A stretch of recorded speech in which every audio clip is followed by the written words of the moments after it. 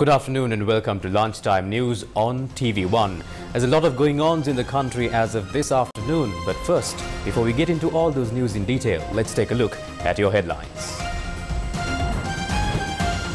Electricity tariff hiked by 66%. Uninterrupted power supply from today. විශේෂයෙන්ම අපිට පුළුවන් වෙනවා අද දවසේ ඉඳලා අපි අඛණ්ඩ විදුලි සැපයීමක් සඳහා දිවයින පුරාම ඒ කටයුතු කරන්න. The President directs officials to provide concessions for low-income families and provide solar rooftop systems for religious places and government education institutions.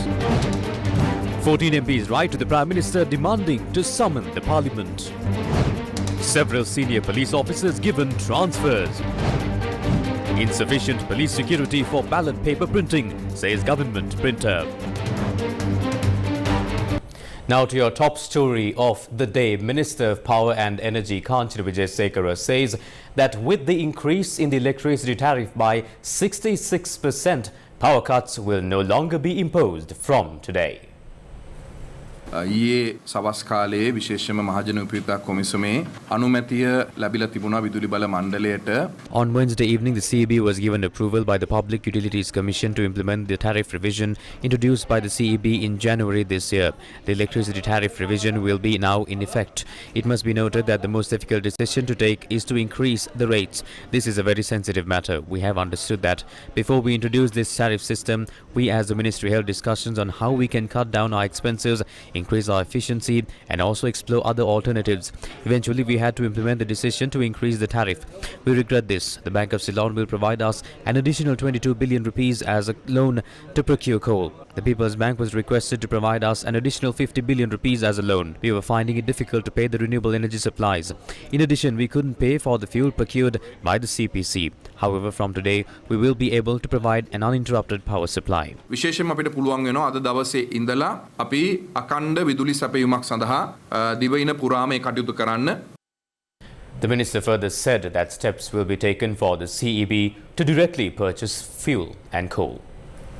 විදුලි බල මණ්ඩලයේ තිබෙන දීර්ඝ කාලයක් තිස්සේ තිබෙන අලාභයන් ගත්තොත් එහෙම ඒක පියවා ගැනීමට නෙවෙයි මේ ගාස්තු සංශෝධනයක් සිදු කළා තියෙන්නේ. The tariff revision was not imposed to cover up the losses incurred by the CEB over the years.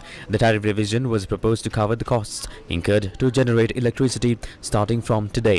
The issue that we faced was that we had to make direct payments for furnace oil and coal.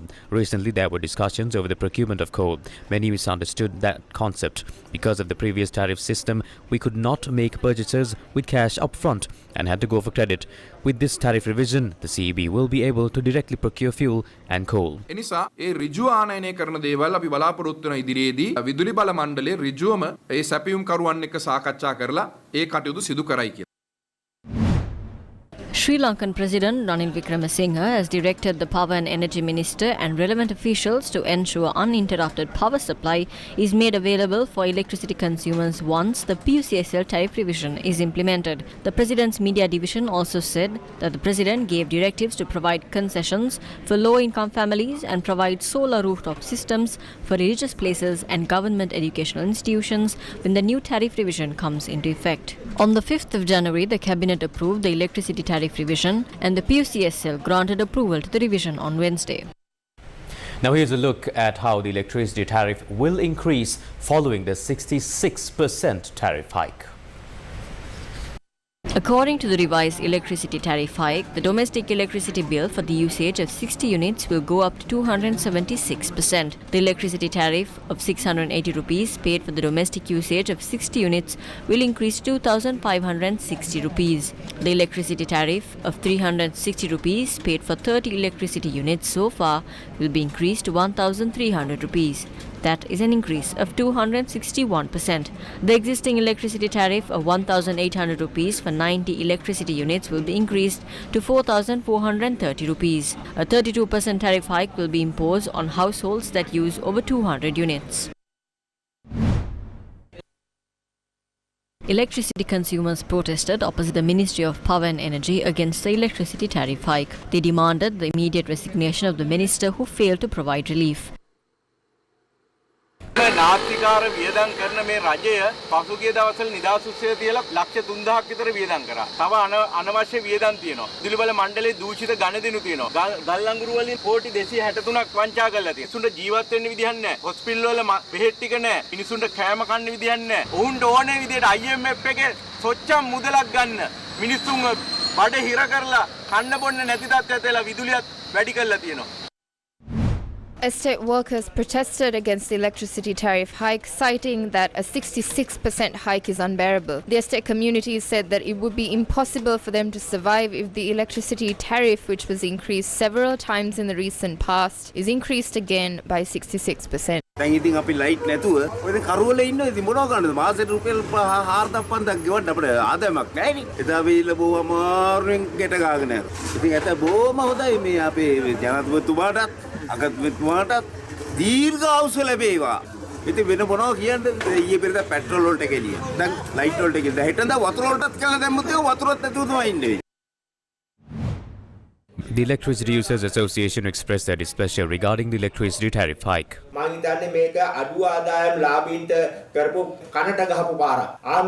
This is a blow to the low-income earners of the country from the government. We express our strong displeasure regarding this decision. There is a solution for this. When you are purchasing electricity, a deposit is placed. This amount is now over 25 billion. It is mentioned in the 28th clause of the Act to pay the interest of this amount. From 2009, this interest has not been paid for anyone. We would like to tell to the two new members of the PUCSL to please read the Act. Read the 28th clause. As per what is mentioned there, please take steps to pay the interest. There is another solution for this. The funds could be kept as a fixed deposit, and the interest from this could be paid to the consumers who consume less electricity. We can even provide free electricity. I would like to suggest to Minister Kanchana to appoint a task force for power outages, because in the next few days they will have to suspend power for many people when they cannot pay their bills.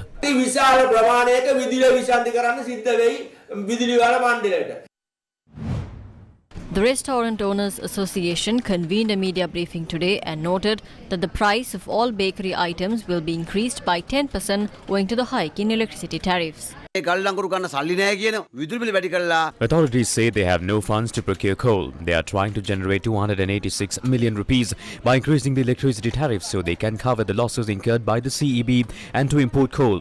There is fraud surrounding coal procurement. Where coal is purchased at high prices, they are trying to increase the electricity tariff to cover up those scams.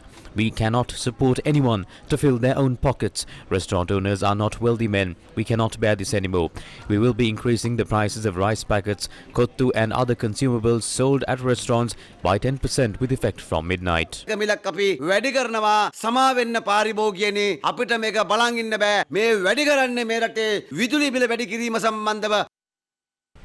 people of Sri Lanka have found the new tax policy to be unfair for some in some extent. Now, bank employees staged a protest against the government's new tax policy today as well. The Ceylon Bank Employees Union on Thursday morning distributed handbills in Kegol to raise awareness over the unjust tax regime.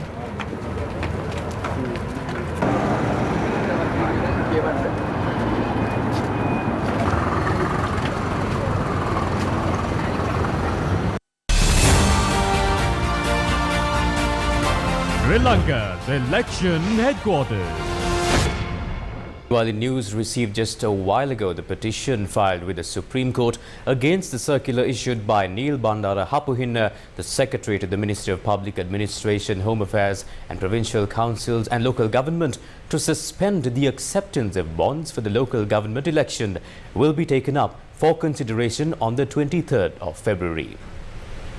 Now, the matter was called up in the presence of Supreme Court Justices Priyantha Jayawardena, Murdu Fernando and Achala Vengapuli on Thursday. President's Counsel Upul Jayasuriya, appearing for the petitioner, requested the court to consider the petition at an earlier date, noting that the circular was issued in an attempt to obstruct the people's franchise.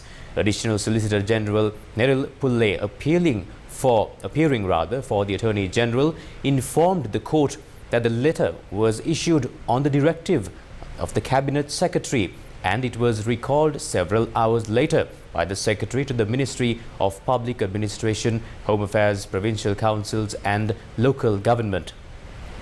He also noted that an apology was also made to the National Election Commission.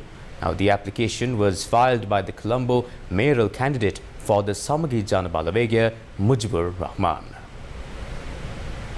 Moving on to other news now. The Freedom People's Congress, in a letter to the Prime Minister, have requested for Parliament to be summoned immediately under Standing Order 16. The letter, bearing the signature of the General Secretary of the Freedom People's Congress, notes that the decision to indefinitely delay the issuing of ballot papers for the local government election is a threat to Sri Lanka's democracy.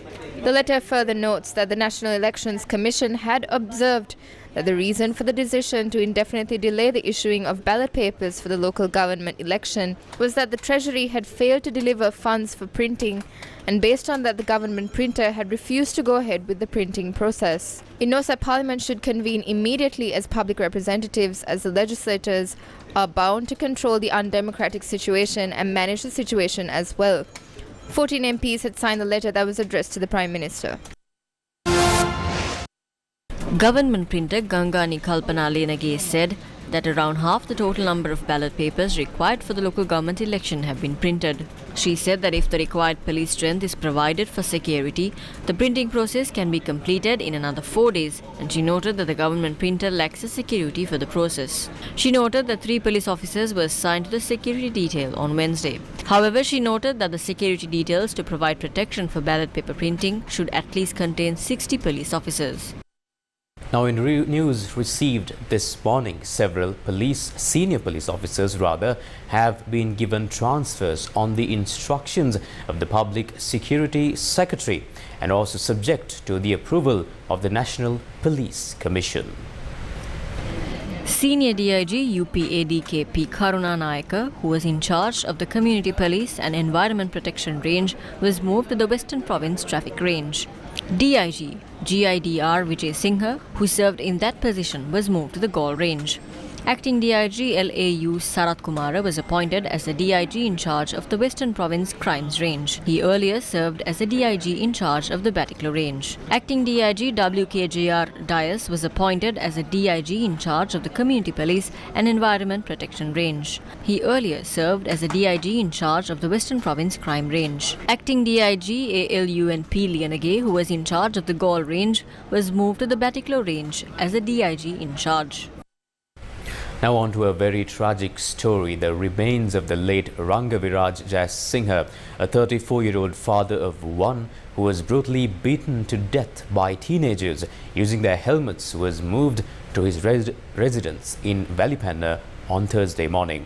Now, relatives said that the final rites will be performed on Friday.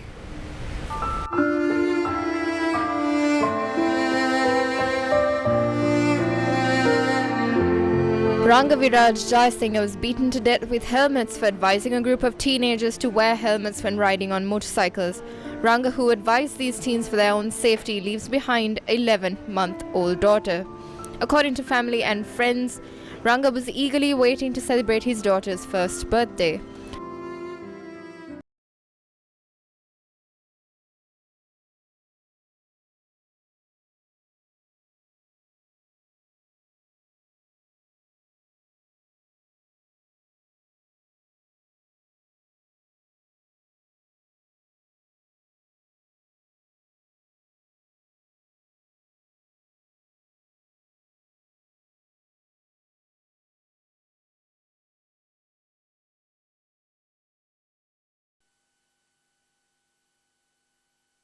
Sri Lanka police said that Ranga had advised a group of teenage boys who were riding 2 motorcycles at excessive speeds in Valipanna to wear their helmets. However, an argument had broken out between the 2 sides, and the teenage boys had beaten Ranga with their helmets, and Ranga later succumbed to his injuries. The 3 teenage boys were ordered by the Mathugama Magistrates Court to be detained at the child remand home in Makala until the 28th of February. The teenagers were identified as grade 11 students.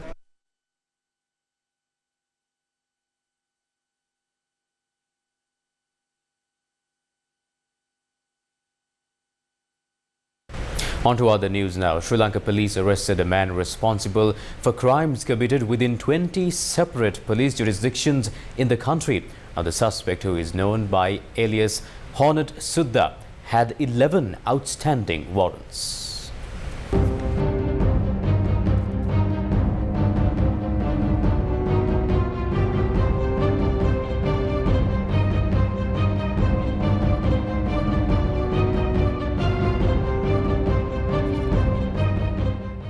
Sri Lanka police investigated the men responsible for snatching a gold chain in Payagala. The main suspect had fled the scene and he was later arrested by the police officers along with an accomplice. It was later revealed that the main suspect was responsible for the theft of over 50 motorcycles and gold chains and was wanted by Sri Lanka police for a plethora of crimes. He was identified by his alias Honat Sudha, hailing from Galle. The police further says that there are 11 outstanding warrants for the two individuals involved in the incident.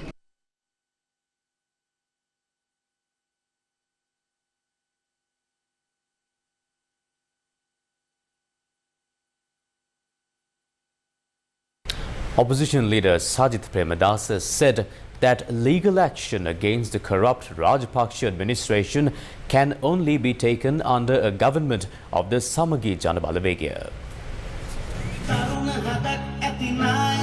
A rally to muster support for the Samagi Janabalawegaya ahead of the local government election was held in Harispattuwa under the auspices of the opposition leader Sajith Premadasa.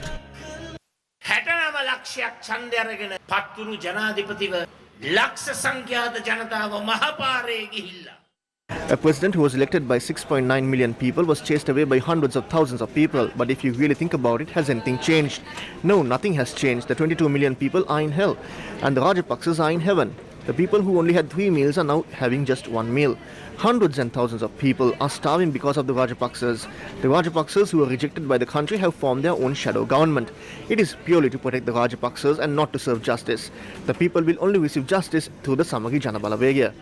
Rajapaksa බඩිගායි මේ රටේ ජනතාවට යුක්තිය සාධාරණත්වය ඉෂ්ට වෙන්නේ දුරකථනයෙන් ඉදිරිපත් වී සිටින සමගි ජනබලවේගෙන් පමණයි. Meanwhile, the leader of the National People's Power, Andra Kumar Dissanayake, says the country is a part of the economic policies of the International Monetary Fund. The leader of the National People's Power, Andra Kumar Dissanayake, attended a discussion in Galle yesterday. යවුරුද්ද අපි ගෙවන්න තිබුණු මුළු විදේශීය ණය dollar බිලියන 6.7යි. මම හිතනවා අප්‍රේල් 12 ඉඳන් මේ වෙනකොට අවම වශයෙන් අපි ඩොලර් බිලියන 5ක්වත් ණය ගෙවලා නැහැ. ඒකෙන් තමයි තෙල් ටිකක් ගෑස් ටිකක් කිරිපිටි ටිකක් තියෙන්නේ. ආර්ථිකය Last year, our foreign debt was $6.7 billion. Since April 12th, I don't think we even have paid back $5 billion as debt. That is why we still have fuel, milk powder and other necessary goods. If we continue to pay the loans, our economy will become worse than last March. If we are not paying our debt, we need a third party to mediate, and that third party is the IMF. The issue is that have we become part of the IMF or has the IMF become part of our economic development? What has happened now is we have become a part of IMF's program and not vice versa. හැබැයි අපිට තියෙන්න ඕන මොකද්ද? අපි ගොඩනගා ගන්න ආර්ථික සැලැස්මක් අපිට ජාතික ආර්ථික සැලැස්මක් තියෙනවා. ඒ ජාතික ආර්ථික සැලැස්මේ පාර්ට් එකක් කොහොමද කරගන්නේ? වෙනත් බාහිර පාර්ශ්වයේ. ඔන්න ඔය වෙනස තමයි අපි කරන්නේ.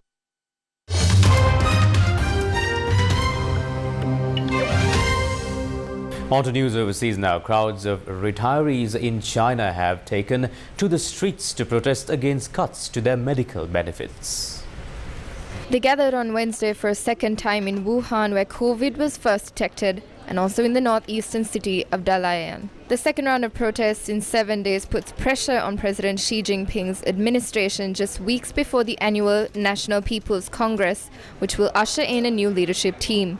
According to foreign reports, protests took place first in Wuhan on the 8th of February, after provincial authorities said they were cutting the level of medical expenses, which retirees can claim back from the government. Social media footage shows the protesters to be largely elderly retirees, who say this comes at a time of soaring healthcare costs. Although such health insurance matters are handled at a provincial level, protests have spread to different parts of the country in what appears to be a renewed belief in the power of demonstrating in China. That's all the news for now. Bringing you the news from the news desk, I'm Sandro Sathijit signing off. Await the brief at 30 throughout the evening for more news in brief. Take care.